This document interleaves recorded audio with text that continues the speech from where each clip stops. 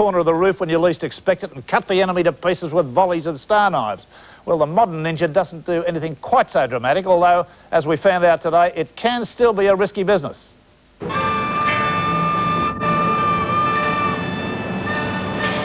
Enter the ninja. That's the traditional look, and believe it or not, Sydney has its own trainee ninjas. They do dispense with the hoods, but not the swords.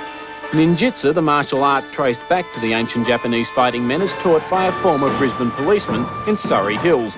And if you watch the left of the screen, you'll see those swords really are sharp. Off to the hospital for a few stitches and then back to the swordplay. Somebody take Mr. Ford up to the hospital. But isn't it all a bit much?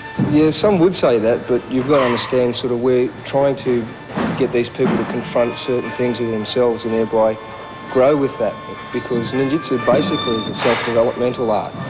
Mark realises the dangers associated with maniacs running loose on the street with swords. He's had first-hand experience. I was on the beat in Brisbane and we had a guy who'd beaten out a piece of lead and sharpened the end and put a handle on. We had to chase him around for about an hour or so trying to get a hold of him.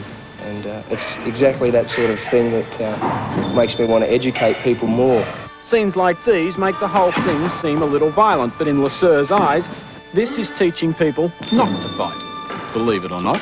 People fight because basically they have an insecurity. If somebody calls you a name, then you react with that. So we're teaching them to be confident with themselves by self-development so that they don't actually have to do that. It mightn't be everybody's cup of tea, but to these men, the ninja is more than just a Japanese fairy story.